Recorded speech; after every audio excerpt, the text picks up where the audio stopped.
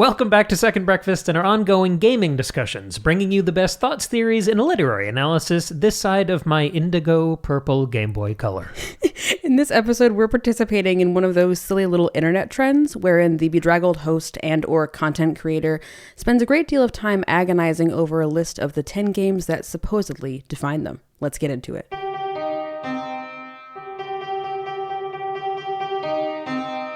All right, so in classic Second Breakfast fashion, we're getting to something about a month and a half after it's relevant.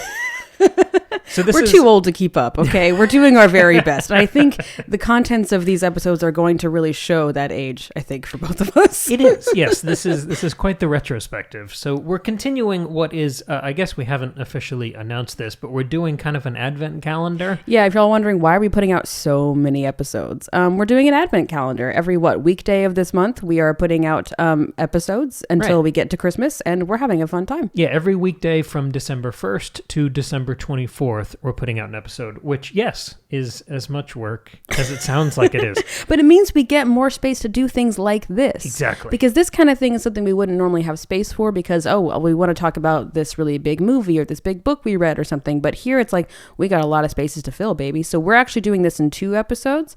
In this episode, we're talking about Cam's 10 games. And then we'll do another one. I guess it'll come out probably tomorrow. That's my 10 games. I'm really excited. So should I do my honorable mentions or my list first? I think let's start with your honorable mentions. And we should also say at the top, this is an internet trend. We heard about it, I think, primarily through Kind of Funny Games, who we adore, but it's been going around all over. It's on TikTok, and we are not. We are certainly not. We tried it. Remember we were on TikTok for like 3 months, and then I realized, this is destroying my brain. I have to delete this app. So our account is still there, I think. We didn't delete the account, so I guess go see what's going on over there. It's a lot of Witcher reels, or TikToks, whatever. Who cares? So my honorable mentions. These are 10 games that did not make my top 10 of all time for games that define me. And these were in no particular order. It just felt wrong to not give them any sort of shout out. Of course. This is just my acknowledgement of other classics that influenced and shaped me. All right, I'll salute while you mention them. The first one is Harry Potter and the Sorcerer's Stone on PC. Oh, yeah. And this was great because it was kind of a 3D platformer. It was kind of a collectathon. Mm-hmm. For the time, this was, the family computer back in the day. The family computer. We're going to talk so much about the family computer in my episode. I'm really excited. There was such exploration to it. There was these secret rooms that were full of birdie bots beans that you had to run around and collect in a certain time. The voice acting was very funny. The graphics were bad and chunky, but it was incredibly charming. There was some light puzzle work, and the way they animated the characters doing the spells were hysterical. Because there's this one kid who's voicing Harry just screaming Flipendo. Mm-hmm. And every time you cast Flipendo, Harry just whips his hand and his wand up around his head like he's lasso. Like he's lassoing at the rodeo. And I'm sure if I went back and played that game, which I've tried to, and it's not available commercially anymore. It was for a minute, now it's not, which is worse. But I'm sure it would be shallow. And it wouldn't take long to beat, and it wouldn't. But at the time, because I saw those movies as they came out, I read the books as they came out. It was infinite. It was expansive. It really captured my imagination, and it let me explore this world that I'd so fallen in love with. I didn't get to play this game when I was growing up, but the other day you and I came across a video on Instagram just like capturing some footage of someone playing this game, and it looked so charming, and it was really fun to watch it with you and to imagine little Cam playing this game, but it was really, really fun. Another one is Star Wars Battlefront 2 from 2005. Have I played this with you? I think so. We played it for like 5 minutes, on your old Game Boy or something. Yeah. This wasn't a Game Boy game. I had this on PSP and I think Xbox 360. But I was at some family party and some kind of slightly distant cousins had this game right after it had come out. And I was a young boy. I was very into Star Wars, but I hadn't played this game. And the reason I loved it so much and still love it, because they've tried to reboot this series twice, and both times they've been not good. They just don't seem to have understood what made the original so good. It's the only time, because so much of my younger era of gaming was couch co-op or split-screen multiplayer playing against each other. And the thing that Star Wars Battlefront did better than any other game was you could make a playlist. So there were so many maps and levels and, all the iconic locations within Star Wars. You would set up literally a playlist of, hey, I want to go to Mos Eisley Cantina and I want to go to Kashyyyk, the Wookiee planet. And you would make this whole list of locations, and there would be these little objectives, and it would take a few minutes to play a match on one of those locations, and then you'd swap to the other one. And you would start as a basic stormtrooper or rebel soldier, but if you did well enough, you would unlock the ability to play as kind of a hero character. So if you were playing as a stormtrooper and you did well enough, you'd get to run one life as Darth Vader. Or if you were a rebel, you would get Yoda, or one of the iconic characters. Basically anyone with a lightsaber. Sure. Or a Han Solo, any of the people you can name. And it was just such great arcade fun. And I remember the day after that family party, I was just buzzing because I'd had this incredible experience. And I, went to the store and got my own copy and ran. And I remember holding that box on the way home. The Xbox 360, the case with the disc inside and the rattle of the disc in there. And I was so excited. And that was one that, I've still jumped back into. I've played this on the Steam Deck in the last 6 months, and it is just electric. They did a great remaster. Actually, it was shit when it launched, but they fixed it, I think. They did a remaster of this game, I believe, last year. Okay. And it's just timeless. Yeah, that was such a great arcade experience. That's really fun. Yeah, I've heard you talk about, I don't know how we played it together, but you kind of guided me through one level of, I don't know if the remaster was on Game Pass or something. But that is really, really charming. I love that. I love hearing about how old games were designed, and that's just the kind of thing that would never be done now, but was so, I feel like the 2000s were such a time of creativity and experimentation in games, because that's when the technology really kicked off and we were able to do a lot more with games than we've been able to do before. So it's fun that that's what we got to grow up with. It also, games, when they launched back then, they didn't have to be the end-all be-all. They didn't have to make billions of dollars indefinitely. Right. It could just be kind of a base hit. Even though this was, a licensed IP, it wasn't a tie-in to a movie, but it was still promoting the prequels as they came out. Of course, yeah. Yeah, it was a wonderful time for games. Yeah, that's so fun. There are always great games coming out at any point in history, but maybe it's just the rose-colored glasses, but Battlefront 2, those are special times. I love that. The next one on my honorable mentions is The Legend of Zelda Breath of the Wild. Oh, yeah. And I'm surprised this didn't make your list. Me too. We're getting to that agonizing point. I'm sure it was hard for you. Those first two were nostalgic, but this is where we get to the real pain points of how the fuck is this not in my list proper? And I think it's because Breath of the Wild is kind of the only Zelda that has ever truly worked for me. I've tried most of them. I've owned most of them, but I've rarely finished them. And even more rare, I've never really gone back to them. And I have completed Breath of the Wild once, maybe twice, and I've started it a number of times. And I've spent so much time just wandering.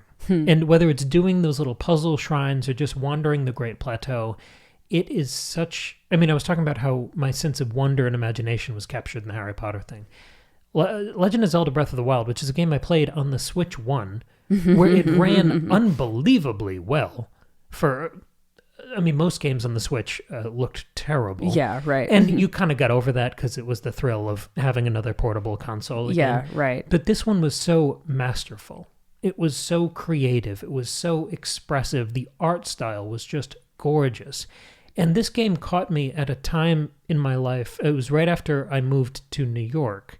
And I was exploring a real world that felt gigantic and new and fresh and exciting. And having this version kind of at night, that I could explore this other world and kind of balance it out. It kind of, it felt like each one kind of pushed the other. Yeah, that seems like perfect timing where you're getting to do this exploration in your real life and in here, but it's also tying to something that's nostalgic for you as well, so it feels sort of full circle almost. Yeah, because Breath of the Wild, the mysteries, the excitement, the puzzles, it's all emergent. It's so immersive. It doesn't really signpost where you need to go or what you want to do. So it really captures and encourages that sense of discovery. Your curiosity is stoked and then always rewarded, even if it's not in the way you expect. You jump off a really tall building, glide around this beautiful map, and anything that catches your eye, you can just go there and you'll figure it out and you'll learn something, you'll get something new. It'll be challenging, but you'll still get there in the end. I can't overstate the beauty of that experience. And I feel like it pushed me right after I'd gotten to New York to just go wander and explore and anything new, just go try it out and see what happens. And that is, I think, sort of the motto of living in New York is you'll figure it out. Like, because it's just very different from anywhere else in the US. And especially that was your first time living on your own as an adult. And so it was like, that was very much what you were doing was figuring it out. That's really nice. Endlessly charming and magical game. The next one is sort of in a similar vein, and this is Red Dead Redemption 2. Oh, yeah. And this one, I always talk about it in the context of a box set of a TV show that I love, because it is a fully fledged arc. It was about 60 hours of this whole journey. And if you adapted it, it would be many seasons of an HBO level show. Yeah, right. And it's not just that the story was incredible. It was how completely bought in I became to this world. It looks gorgeous. It's 2018, and it still, 7 years later, looks unbelievable. But it's more than that. There are survival elements in this game where you have to feed your character. You have to brush your horse. You have to get haircuts and things. And that's not really the kind of thing you normally like, right? I viscerally hate that and avoid that completely. I barely like crafting systems in games. Right. So no, I never like that kind of thing, and it actively pushes me away. And the first Red Dead didn't have any of that. And I think that simplicity was part of why I really liked the first Red Dead, because, I play a lot of shooters, and aiming is most of the gameplay in a shooter. And there's something in the Red Dead games where when you pull that left trigger to aim, it locks on to whatever you're aiming at. Nice. And even as they kind of wander around, your reticle follows it automatically. Awesome. So you'd think that would feel too easy or not engaging. Yeah. But it kind of plays into the fantasy of, I'm this fucking awesome gunslinger.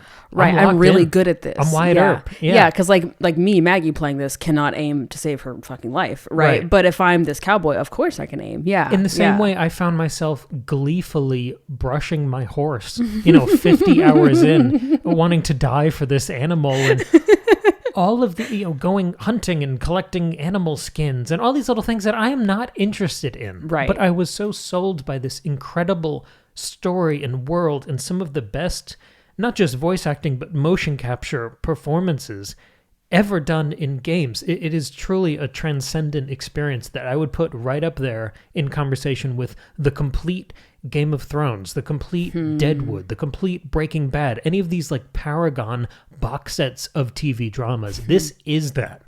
You just are more involved in it. It's absolutely a barn burner, and I hated that there wasn't room for it on my proper list. I do remember when you were playing this, you were telling me how much you were loving it and like going into all this detail, and I was so happy for you that this game was so meaningful and fun for you. Oh yeah, changed my life, made me cry, did the whole thing. The next one is a Nintendo DS game.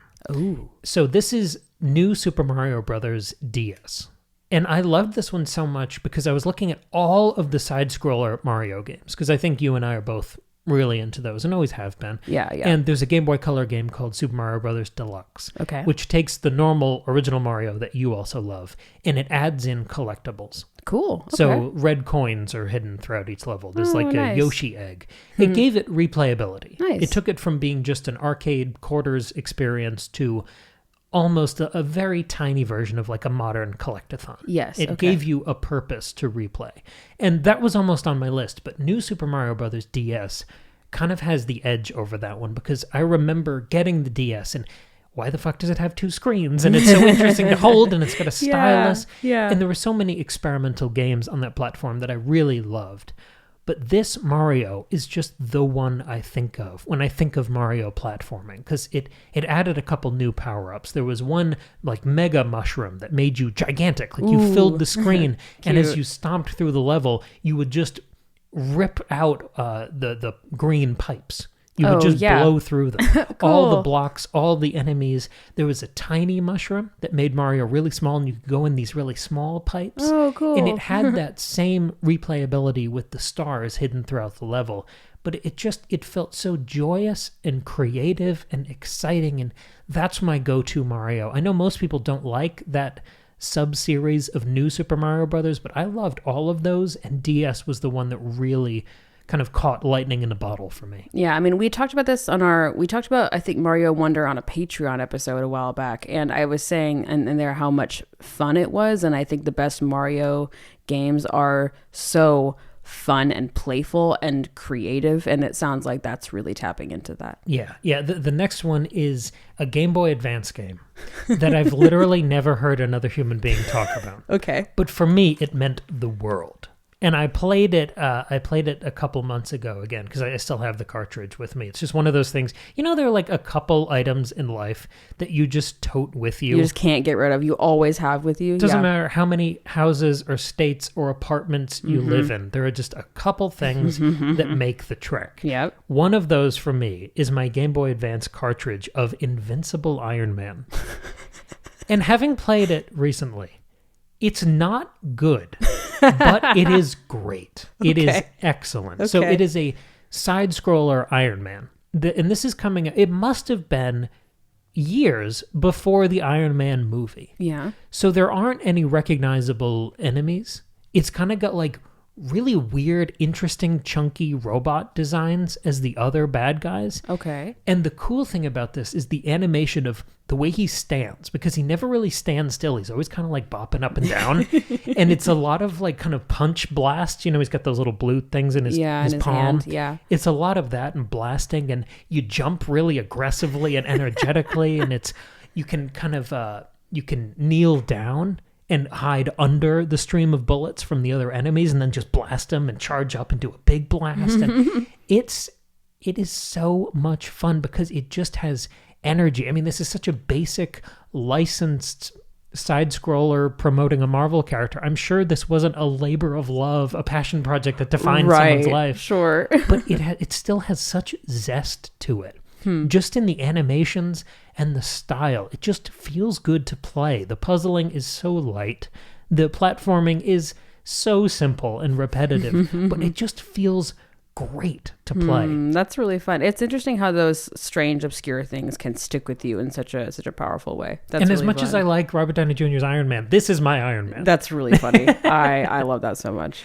The next one is another, this is back to the... I was gonna say, how many honorable mentions do you have? 10. Oh my God, how many have we done? Most of them. You're cheating, so you're just doing 20 full games? No, these are not on my list. These are just honorable mentions. You're giving each one a lot of time. I didn't mean to. That's fine. What do you got next? The next one is a DS side-scroller that I loved just as much as that Mario game I just talked about, and this is Kirby Squeak Squad. I'm sorry. I need you to say that title again. Kirby Squeak Squad. Oh, me? I'm on the Squeak Squad. I was, actually. I was captain of the fucking Squeak Squad. I bet you fucking were. The thing I loved about this one, I mean, have you ever played a proper Kirby side-scroller? For like 5 minutes at a time, yeah. The cool thing about Kirby, he's a pink blob, as am I. And you identify with Kirby. The way he's very aggressive in his combat, but he doesn't jump or punch or anything like Mario might. Is it just like body slam? What does he do? So he does a lot of floating. Okay. You can jump once, and then if you keep going up, he fills his mouth with air and just kind of puffs along. Of course. But the thing he can do is open his mouth and swallow enemies. And then if you press down on the D-pad, he absorbs some of their powers. Oh, neat. So if you're fighting some guy with a little medieval sword, and you swallow that character, you get this little green hat, like Link from Zelda, and a little sword. Nice. And then you can do a little Kirby. So it's all of these levels with these collectibles and this beautiful storybook, colorful overworld map, and all of these little levels that are full of all of these enemies that give you different abilities. So there's one where you can breathe fire. And then there's another one where you can become this fireball and just blast across the level. There are these enemies that are kind of like sentient tires with little eyeballs rolling back and forth. And if you eat those, you can fly and run real fast like a tire. Cool. It's so I keep saying this about the Nintendo games, but it really captured my imagination, and I wanted to go collect all those little things, but mostly I just wanted to replay all of these levels and figure out all the different things I could be. There's a guy who throws a little boomerang. There's a guy who breathes kind of ice fire. It was just, I could turn into a ball and blow out this turquoise electricity from me. It was just so fresh. Sure. And even going back to it years later, it still felt so new and so wonderful. Right. And again, it just feels very like creative and experimental. And try this. Like, again, just like sort of being like, here are all the possible things we can do in games. And like, I don't know, just it's a very playful era of gaming. Yes. I'll speed through these last three because I know I'm taking too long. No, it's okay. Assassin's Creed Valhalla. Yeah. So this hit for me during right around the middle of the pandemic. Yeah, we had just left New York when you started playing it. So this is kind of peak. This is one of the more depressing periods of my life. Yeah. And this game, I remember that reveal stream they did? I do, because we're still in New York. I remember sitting in the living room and watching it. And it was this live stream of an artist, right? Kind of painting this big, beautiful piece of key art for the game. Right, and you didn't know what the theme was going to be. No, we didn't know what time period or, mythological thing we were going to dive into. Yeah. This was their reveal. And I was so excited by that because I had played a little bit of Assassin's Creed, but not really. And this would have been the first of the big open world, third-person collectathon adventure, that era of the franchise that I'd ever gotten into. But I just wanted to be a Viking. I just wanted to be a Viking in the cold. That first chunk of the game where you're in whatever the cold country is. I believe it's Norway or is it Iceland? Something like that.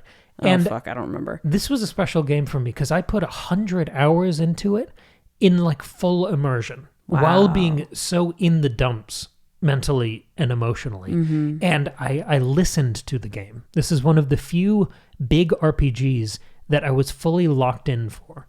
So I remember the crunch of walking through the snow. I remember, and I had my father's axe. We've talked about this before. Yes. You get a little revenge plot at the beginning in the little origin story, and your father dies, and you get his shitty axe. And you get a million other weapons through the course of the game that are better. And I never unequipped my father's axe. So I just kept upgrading it. Right. Yeah. So it really meant a lot to me. And the story, it's good and it's bad, and it kind of takes breaks for dozens of hours at a time. But if you just give yourself over to it, I really had a beautiful time with this game, and I've tried playing it since, and I can't get into it in the same way. I think there was something special about that time and place. It's one of the few AAA games I've bought day one and paid full price for in the modern era, and I got so much time and joy out of it at such a down period that it felt like it warranted a little shout out. Yeah, I'm glad you mentioned it. The next one is the original Call of Duty Modern Warfare 2, and that's just another nod to that era of couch co-op and endless split screen matches on this little map called Rust, and just my friends and I eating dominoes and killing each other for hours and hours. And, sounds really fun. And the last one of my honorable mention, and the most painful to not be on my proper list, is Halo 2. I can't. Well, okay.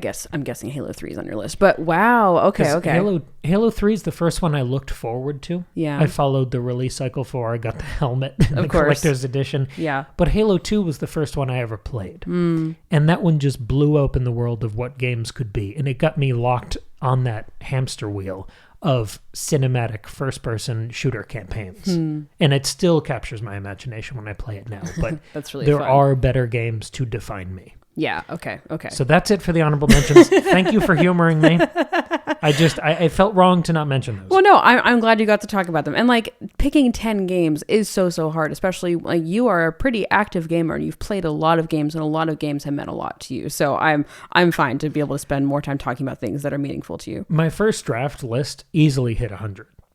Are you kidding me? So this was tricky. I had like not even 20 on my list. I was like, this is easy. Y'all just narrow it down. I mean, we'll get into it when we get to mine. Just come back tomorrow for Maggie's 5-minute episode. Our gaming, no. I've got a lot to say. Just our gaming journeys have been so different. Yeah. Okay. Well, before we get into it, listener, I mentioned our Patreon earlier. Did you know we have a Patreon? If not, you should check it out. It's a fun place to be. It's $2 a month. We put out 2 bonus episodes every single month. Plus, of course, if you join, you get access to all of the previously released bonus episodes that we've put out. There are dozens and dozens in there now. The biggest series going on over there is our Breakfast Buffet, where we talk about a roundup of things, kind of like we're doing here today. But instead of it being like, here are 4 things that define us, it's just here are 4 things that are fun to talk about in conversation with one another. So go check out the Breakfast Buffet. There are hundreds of things represented in that series. In particular, Mario Wonder, but many other games as well. May I also recommend you check out Cameron's latest book, Lemon Tarts in Space. It's a light sci-fi dark comedy. It is such a delightful read and listening experience because it's also available as an audio drama. It's basically Ridley Scott's Alien meets Monty Python. That's truly what it is. It is so much fun. And I'm guessing, Cam, a lot of your a lot of your gaming experience probably comes through into this novel because it's very like adventure-y and episodic. Sure. Yeah. I feel like if you're into games, I feel like you'll be into this book too. We did back when the book came out, we did a couple episodes. I think it was a 3-part series of interviews about the writing, the recording, and the editing processes. And that was you hosting with me and Tristan on some of those because he's, of course, our star. And I go into a lot of those influences. And if you watch the YouTube versions, we also have a YouTube channel, they're running in the background are images from a ton of those influences. That's and right. Most of them are games. Yeah. There's also, if you prefer the paperback experience and reading the book, we've kind of done a pared down version of those interviews in the back of the book after the story wraps up as kind of bonus material. Yeah. I always forget to mention those interviews in the back of the book. Yeah, so you can read those if you prefer the reading experience. Anyway. But yeah, there is no Lemon Tarts without Halo and 100 other things. Of course. The links for all that are in the description. Thanks, y'all, very, very much. Okay, so moving into my list proper. And this is in no particular order. Do you have a plan to go in a certain order? No. Are we just going based on... They're literally just written down. Okay, great. I couldn't, if I had to rank them, this would be a 4-hour episode. Yeah, no, it wouldn't I didn't come rank out for mine 6 either. months. I could not do that. Okay, let's go. And again, this isn't your 10 favorite games. This isn't the 10 best games. No. This isn't the 10 games you played the most. These are the 10 games that define you. Yes, I think if you had all the games I like and you had to put them into 10 buckets, these would be the buckets. Okay. If that makes sense. I'm excited. Let's do it. So yeah, okay, in no particular order. And maybe I'll try to hit the obvious ones first, some of those just to get them out of the way. Yeah. The first one, whether I like it or not, is Destiny 2. It has to be in there. You've had such a tortured experience with this game, but you love it so much. But it has given me most of the best moments I've had in the medium. Yes. And I think that's when you love something that much, when you're that passionate about it, the lows hit you harder. And yes. I think that's maybe the best way to say it. But the highs have been incredible. I mean, we're right about to hit 2026, which would be just about 10 years since Destiny 2 came out. I think it might have been 2017, right. But anyway, right about there. Yeah. And I have put over a month of my life into this game. Solidly. It's definitely more than that, but yep. It's right about a month on Xbox anyway. And yeah, I mean, I can't not list this. I was playing it the other day because I'm trying to put together a discussion of the Edge of Fate expansion for this advent calendar, and nothing feels as good. Just the gameplay loop is incredible, and this was the agony because I don't have a Halo on this list. You don't have a Halo on this list? Why the fuck isn't Halo 3 on here? Because or the Destiny first Halo? Is. Because Destiny is. Wow. Because I just assumed Halo 3 would be in here. Story-wise, character-wise, even kind of cinematic campaign-wise, it would be Halo. Uh-huh. But pure gameplay loop. Destiny is the evolution of the Halo sandbox. Of and course. That feel. And it does feel better. Interesting. It does feel better. Yeah, that makes sense. Wow, that must have been an agony trying to make that decision. And as many times as I've replayed the Halo campaigns, I've probably at this point put more time into Destiny. I'm sure you have, yeah. So yeah I think it's got to be Destiny. Okay. The highs, the lows, the whole thing. And we have so many episodes about Destiny 2 on more both, on the way. Both on the main feed and on our Patreon. So there's lots to be said about Destiny. Good and bad Yes. discussions. The next one, maybe I'll hit this one at the top too, is Diablo 3. Well, yeah. And I'm sure this will be on your list too. And the difficulty here was whether I choose D3 or D4. Mm-hmm. And yes, we've done a ton of episodes on Diablo 4 as well, covering the whole campaign, every act. Every season. And every season. Yeah. Mm-hmm. And Diablo 4 is a better game, I think when it's great, like a couple seasons ago when it was the best it's ever been, of course it's better than Diablo 3. Sure, like, yeah. The quality of life features alone, the speed of the character, that little dash ability, the speed of the gameplay, the not just the graphical complexity, but the actual art direction. Yeah. Being more grounded and gothic. It's gorgeous in Diablo 4, yeah. 4 is better, but 3 defines me more. Yes, because I totally agree. And we did a Diablo 3 retrospective with you, me, and Tristan. It's one of my favorite episodes we've ever done. I loved that conversation, yeah. Because that game, when Tristan and I were roommates in college, that game we played until like 2 a.m. And it was over and over again with every class and running through the campaign so many times, doing Nephilim riffs, and then showing it to you and having those same experiences again with you. It's too much of a touchstone for these core relationships in my life that even though 4 is a much better game, and as constantly, I mean, there are down periods a lot with Diablo 4, and we try to talk honestly about those. But I've never seen a developer more responsive. They really are active. They really are trying to make the thing better and pushing in new directions. Yes. I think I could point to other ARPGs that are better at responding, but almost every time we have a major complaint with Diablo, it gets addressed quickly. In like the next season or the next patch or whatever. So I really respect that team, and I see what they're going for. And even if we only get glimpses of it, it's a special thing, but I can't. Diablo 3 is just too much to me. And I kind of... It means so much. The first fucking act of Diablo 3 is the best thing any fantasy game has ever done. Yes. I remember playing the demo, because you get to play up until the Skeleton King. I didn't know at the end of Act 1. And if that's all you get to see of this game, you would just immediately say, this is the best game ever made. Yeah, wow. Because you don't have to do the Khazra-Den. You don't have to go through the deserty Fields section of misery. and the big butterfly lady. You don't have to do that shit. Yeah. Just Act 1 of Diablo 3 would be on this list. I totally understand that. And I feel like if you had never played Diablo 3, you would still be interested in Diablo 4, of course, but it wouldn't... I think you liked Diablo 4 so much because you liked Diablo 3. Do you know what I mean? Like, yes. I feel like the history that you have with Diablo 3 carries into all of your investment in Diablo 4. And that's why you care so much when it's really great or it's really not. So yeah, I totally understand why Diablo 3 is on here. I would be very, very shocked if you had not put it on here. The next one, I'm going to hit some of these because I know we've done episodes on them. But, okay. You know, if we've done almost 600 podcasts, I'm going to talk about some of my favorites along the way. Of course. One of them is God of War 2018. Oh, yes. And that has to be on my list, even though it is a more recent discovery, because I think it is the best third-person action game I've ever played. And this was tough for me because I was picking this over something like Red Dead. Wow, yeah. And I loved Red Dead for longer, but I think God of War just tapped into something deeper in me. Because the feeling of combat with that Leviathan axe is absolutely unmatched. The father and son story, the exploration of grief for a mother, is so powerfully done.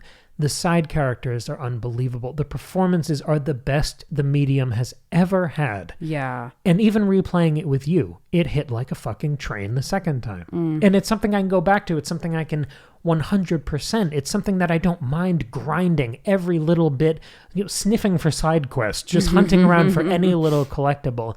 And Ragnarok is as good. I think I like God of War 2018 more because of the mother grief thing. It just, that journey hits harder for me. Of course, yeah. But yeah, I think this one, I'm surprised, but this one is on my list and Halo is not. Yeah, that makes sense. I mean, because again, I think, that Destiny can fill the it can check the box that Halo also checks, but God of War is doing something different. Yeah, I love that. On a similar note, Gears of War.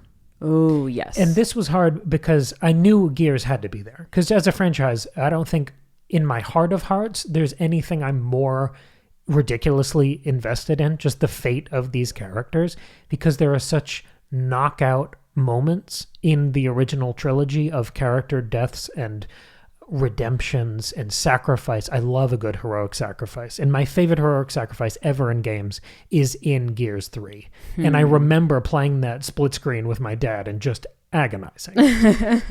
I don't want to spoil it, but yes, I adore Gears, and having just played the remaster of 1 earlier this year, even though they get more polished and more experimental as the series goes on, Gears 1 is so bulletproof. It's so creative. It is so moody. And it's just as good now as it was 20 years ago. Gears has to be on my list. And it has the thing that you really love about your games from that era, which is the split screen couch co-op playing with your friends or your family. Like, I think that's something that you really, really love and cherish. So that makes sense. On a lizard brain level. Yeah.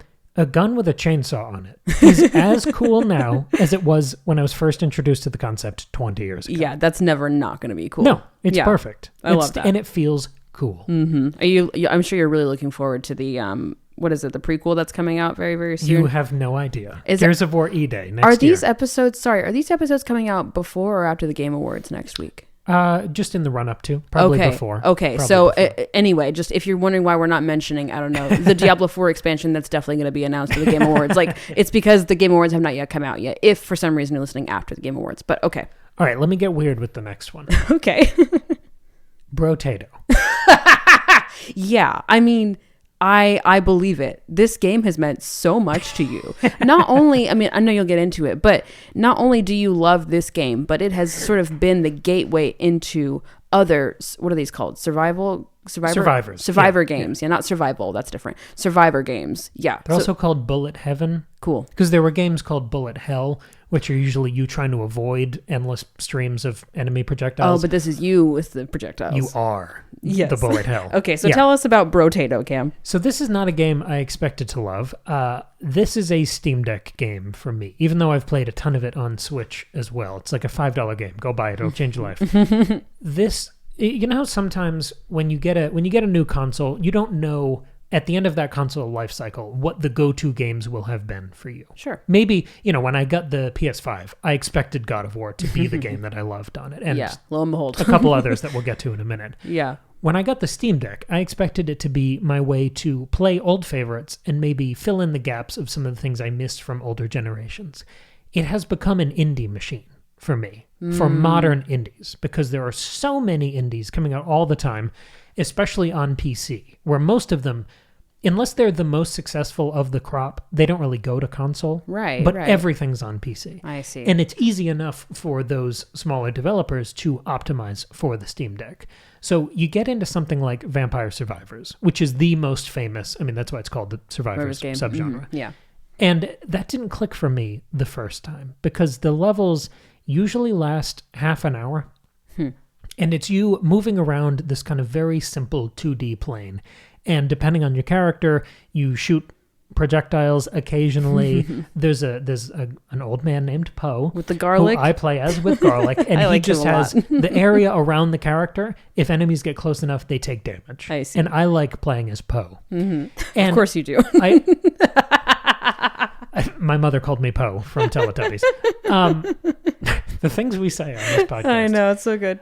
But Vampire Survivors eventually clicked for me. And that's a fun, gothic, 16-bit kind of charming retro. And you can really get locked into the upgrades. And after you defeat a few enemies and get some experience, it gives a choice pops up. And it's one of 3 upgrades. And that is the basic fundamentals of the Survivors subgenre. It's little experience shards that you're collecting, zoomed out 2D plane that you're moving around, and you're constantly having to choose these upgrades. It's a roguelike sort of thing. And once you get the taste for a game like Vampire Survivors, there is a bottomless well of similar games. And I have played most of them at this point. It's one of the few things I've never talked about on the show. Yeah, it's true. Over the course of the last probably 2 years. 2 years, year and a half maybe, I have just spelunked through this world of Survivors, Bullet Heaven, roguelikes. And I've definitely played dozens of them at this point. So why is Brotato the one on there for you? Brotato is the best because it is the most playable. It is the most bite-sized. I talk about Vampire Survivors taking kind of half an hour. And Brotato, by contrast, has, instead of just one long stretch of gameplay, it's got these levels. And it's got 20 levels. And each level is, I don't know, a minute. I was gonna say they're really maybe. short. Yeah. Right. So even if it throws a billion enemies at you with this charming kind of indie art style. I love the art style in Brotato. It's great. It's over quick enough. And it doesn't interrupt the gameplay every time you get a little XP popping up with the 3 options and the upgrades. You upgrade all your stuff and all your weapons in between levels. Yes. So it feels more immersive for this like really intense minute and a half. And then you get to do some crafting and some character building. But it's very, very quick. It's not like, because you could hear that and think, oh, it's like bringing the game to a halt and it's like pausing the momentum, but it happens so fast. So it's very like, it's very like dopamine hit over and over and over. It fries your brain. But there are so many difficulties. And there's a different kind of achievement or sense of accomplishment for beating this main core level on all of these different difficulties with dozens of characters. And this is the thing that puts it over the top. It's the diversity within the characters. Where some of them, they kind of juice the stats. One of them is just kind of the all-rounder that you start as, but other ones are really good with ranged weapons, but have very little health. There's one that lets you hold like 12 weapons at once. Wow. There are other ones that let you only hold certain weapons, but you can upgrade them a certain amount of times, and it becomes almost like back in the day when you would play Mario and you would have to like make your own fun of like, well, if I touch the whatever, I die and I have to hand the controller to my friend. Oh, I see. This is like that. If I want to play more of this game, but I still want it to feel like I'm working towards something. It feels like a new game with new modifiers every time you switch characters. Yeah, I really adore. Of everything in this subgenre I've seen, Brotato is the most rock solid that I keep going back to. Yeah. I've loved watching you play that and having a good time with that, and just how much that has opened up for you in terms of games. Going from indie back to AAA, the next one has to be Marvel's Spider-Man. Yeah. Okay. Yeah. So this was the first thing I played on PS5. And really? It's the first game that I ever platinumed. It wasn't, you didn't play God of War first? Nope. I had to choose one of those. And I pretty much knew I was going to love both of them. Yeah. But I went with Spider-Man first because, again, like the Red Dead conversation, and in the Breath of the Wild conversation, I was missing New York. And I wanted to kind of get it out of my system. Was swinging around this pretty photorealistic New York going to make me sad? I see. Or was it going to feel like going home? And the feeling of just the swinging around that world, if you're just wandering the open world, doing little side quests and things that it just pops up so you have something to do, it feels so good. It just feels incredible. The momentum, the speed, that there is some skill involved, but it's not frustrating. Yeah, right. And it still feels propulsive and rewarding and meditative at the same time. I mean, the number of times I visited the spot in New York where you and I got engaged. Right. Like, it's all there. And you can go... I platinumed this because I adored the main campaign. Also made me cry. I loved the little puzzles along the way and kind of the sciencey elements because Peter Parker is so into science and Doc Ock and all these great villains showing up. It is so exciting. I keep going back to this word. I like being in the thick of it. Yes. And this is such a brawler.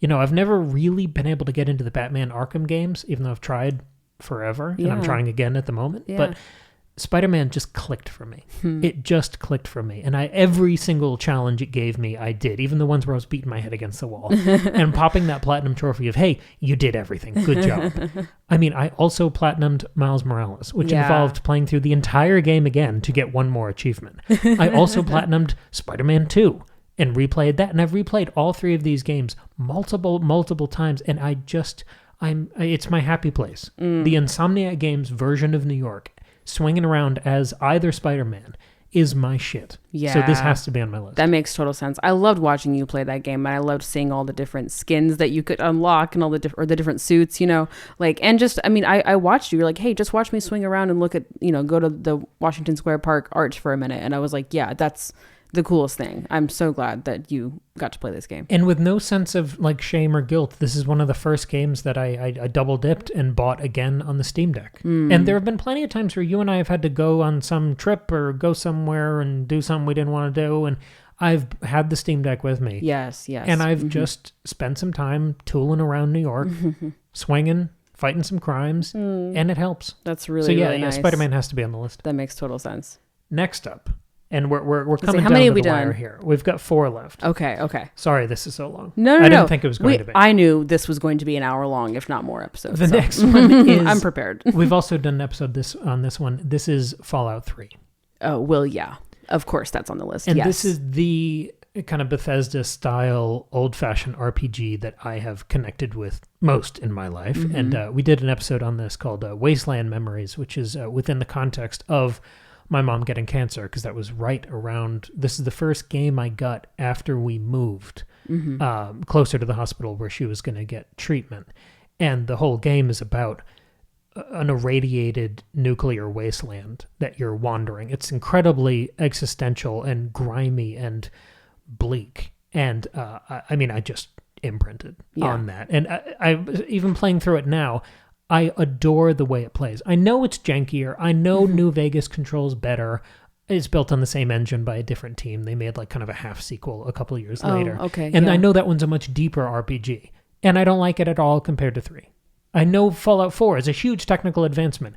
I don't give a shit about Fallout 4. Never have. I've played it so many times. I don't care. Fallout 76, I know, is the modern tech and it's a live service and it gets updates. I don't care.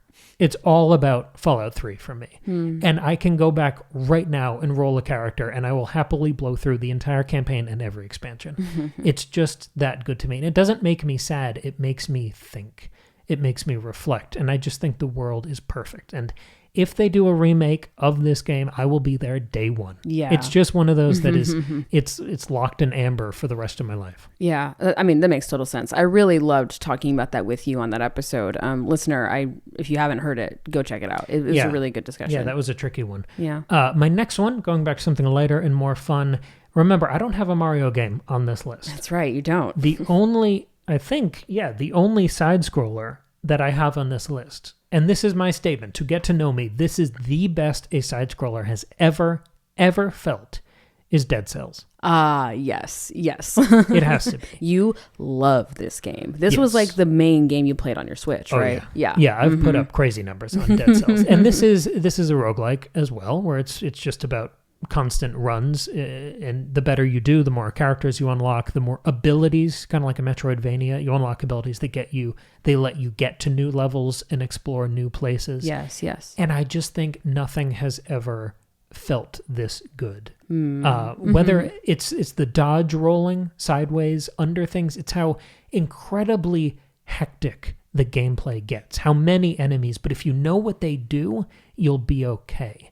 If you're still locked in. Like, this is one of the few games, for as many as I've played, this is one of the few games I can just say I'm good at. Yes, I've seen you play. You're very good at this game. With some level of confidence. Because I was thinking about maybe a Hades, because Hades is very similar to Dead Cells. It's just kind of a different thing. It's more of an isometric, top-down, Diablo-ish kind of game. Right. But I think Dead Cells is better because all of the expansions, this world... I've explored every nook and cranny. I've started it fresh on so many platforms. I love every frame of this game. I love every pixel of every level. The toxic sewers going through when you can throw these different potions and fire attacks that electrify these pools of toxic green sludge and burn out some enemies. I can do a bow run or a crossbow run, or I just can have fast little swords and cut things up. And it's so, we talk about like combat expression and being able to kind of stylishly move through a level and do everything you can imagine. And this is the most responsive, expressive, exciting platformer where there's like a one-to-one of what my brain wants to do and what my thumbs are able to pull off. I don't feel like there's any translation necessary. It's just a pure one-to-one. Yeah, this is like one of those games where you get into a real flow state. That's exactly where I was going. This is the ultimate, probably the ultimate flow state game. Maybe Destiny, but sure. For just 2D platformers, this is the most solid the genre has ever been for me. I'm so glad this game exists because I know how much it means to you. And I've tried it. I've played it several times, but I've never been able to lock into it the way that you have. I think you're just more skilled than I am. Well, the weird thing is you're much better at boss fights than I am. Yeah. For 2D games. That's true. But for the most part. Yeah, I think you just kind of keep pushing a little bit. Yeah. Once you get your sea legs I think you really lock in, but obviously it's pretty punishing at the beginning. Yeah. That's how you learn. But yeah, nothing like when you have a complete run and you get all the way to the final boss and you're like an hour into this run and you know that if you fuck up once or if you heal at the wrong time, all of that goes away. You still keep your gold and whatever if you upgrade that stuff, but the pressure there, the stakes. Find so intoxicating. It's exciting. Yeah. Well, so if this is your only side scroller, that means there's no Hollow Knight, there's no Hades. Yeah. Wow. Okay. Very cool. For roguelikes. Yeah. Yeah. Sure. So I have 2 games left. Okay. I'll do the more obvious one first, since I've also done an episode about this. Doom Eternal. Really? So this is my only other shooter. I mean, technically, Gears and Fallout are shooters, but when you think of shooter, I think of like Destiny or Halo. Yeah. Doom Eternal is a game I hated when it first came out. We did an episode, I did coverage, it was mostly me leading the charge there, for Doom 2016, Doom Eternal, Doom the Dark Ages, and the expansion for Doom Eternal called The Ancient Gods. And I hated Eternal when it came out because it was so hard. I felt like it was just punishing, and I never had enough ammo, and the resource management, it just felt hard for hard's sake. Sure, yeah. And coming back to it, as I did before the new one came out this year, I realized that it was as much a puzzle game and a 3D platformer as it was a shooter. And it was about shooting things with the right gun more than it was just about unloading with whatever felt the best. Right. Because in Doom 2016, I just liked the way a few guns feel, so I just used those. Right. That's not what Eternal is. And this is if we're talking about the 10 buckets, this is the bucket for me for difficult games. I see. Because I usually avoid them. I unless it's like Elden Ring. I don't really click with super tough games. Sometimes platformers, but that's kind of a different thing. Yeah, sure. Super Meat Boy or whatever. But this is an incredibly punishing game. But I know what I have to do. And I can get there. Yes. And I think that ingredient is so important. Because if you feel like this is difficult and I don't know how to fix it, that's just frustrating and you feel stupid and angry about it. But if you like know what you need to do, you kind of see the light at the end of the tunnel. You're like, I know I can get there if I just keep practicing. And there's such a flow state here and total focus. Because we've talked about this before. You don't have to reload in these modern Doom games. You just have all the ammo right there for you. Love that. So it's incredibly quick. And the movement speed is fast, especially in Doom Eternal. And you're jumping around and you've got these kind of bars that you can jump on and swing off of. Cool. And you're just careening around these combat spaces, switching all your guns. And I talked about this in our Doom Eternal episode. The number of oh shit buttons. I'm locked in a corner and everything's killing me. I just need some button that hurts everything around me so I can get away. Just and give me a second. Second to re-strategize. Right. And once I realized those weren't cop-outs, those were part of the combat loop. You had to account for those and budget those, almost like cooldowns in a Diablo game. Sure, yeah. I found the rhythm of Doom Eternal, and I played it over and over again before we did that episode. And it is so infectious. It's so exciting. And I found that when I went back to other shooters, I was just ripping and tearing through it. Like I had such discipline from that game. And it really, I think it showed me more of why people love really tricky games, what they get out of a Dark Souls experience that has usually just kind of frustrated me. Doom Eternal really opened up a whole new genre. I love that. I love that so much. My last game here, and I will try to end this before an hour. Sorry again. Don't apologize for talking about your passions, Cam. That's what this podcast is. Like, it's okay. My last game here, I left to be the last one we talked about, despite it being the first game I put on my list. This is the only game from the PlayStation Portable era, my beloved PSP, which I don't know if you've ever seen a PSP. I probably have. It's I just can't picture it. It's like a tiny Steam Deck that only has one analog stick. Yeah. Which made it very frustrating. Like, I played Battlefront 2. I also had that on PSP, which was great for car rides and stuff. That Star Wars game? Yeah. Yeah, okay. So, moving around a third-person shooter, you want the left stick to move the character. Right. You want the right stick to aim. Right. PSP, no right stick. So all of the face buttons, like the X, the square, the circle, the triangle, you hit those to look up, down, left, and right. Oh my God. So you just kind of put your thumb in the middle and you just lean and hit those. That's so clunky. It's shit. Why wasn't there a right stick? I don't know. Wow. Crazy. But it didn't matter Because I got to play Battlefront, and I just, you're young. If you're a kid, you're like, whatever, okay, I'll make this work. Children can learn languages in no time. They're very adaptable and smart. And I didn't do that. I learned Battlefront 2 again. But the number one PSP game, and I think if we're talking about the buckets of shit I love, Brotato is a level of silly. You're playing as different potatoes. Of course. Fighting like these little demons. As the name implies, yeah. The 10th and final and ultimate game on my 10 games to get to know me is the PSP classic Snoopy versus the Red Baron. Listener, Cam loves Snoopy and he loves the Red Baron plotline in The Great Pumpkin. Cam adores this whole situation. I love it in spirit as much as I love it in execution, because when you watch those holiday specials, there's that beautiful, relaxing music, and the characters kind of bopping around, and it's a warm blanket. It's familiar, it's comfortable, it's safe. Love Charlie Brown. And then you cut over to Snoopy's plotline, and it's actively in a war zone. White knuckle, teeth grinding, and the contrast is hysterical. But putting that in a game, because this is a full, like, you're flying in the planes. It's a 3D world that you're flying around, and you're fighting all of these other enemy ships, and it's blimps and dirigibles and all these other things, and you're collecting and you're zooming up and around canyons. And I love the white knuckle in the middle of it, in the shit experience. Sure. And that is Dead Cells, that's Doom Eternal, that's Destiny 2. But I feel like in those younger years before the tech got there, the white knuckle kind of grin, smirk on your face experience is Snoopy versus the Red Baron. Of course. And I revisited this one a few months ago, and it's still fantastic. It's not so funny. It's not quite as intense as I remember it being. Well, right. Maybe I'm just a better flyer, but perhaps. It's so good.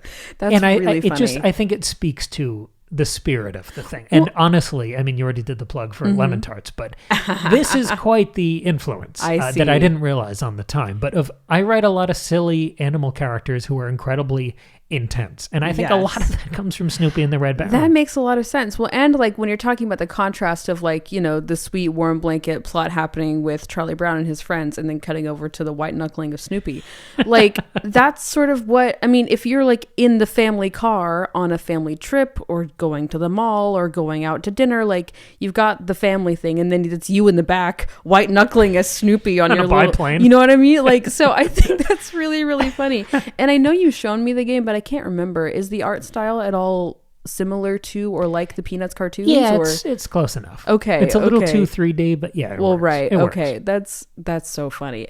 I love that these like really obscure, not very good, but really important games have stuck with you and been so meaningful. I mean, that's what's fun about this challenge, because it's not my top 10 favorite like best games. No. It's what's been really important to me and definitive for me as a player and as a person. Should I rattle them off just to wrap yeah, this up? let's do don't do the honorable mentions, but just the 10. We don't have that kind of time. No, we don't. So yeah, Dead Cells, Snoopy versus the Red Baron, Diablo 3, Doom Eternal, Destiny 2, Fallout 3, Brotato, Gears of War, God of War, and Marvel Spider-Man. That's a really good list. I'm very impressed that you were able to narrow all this down.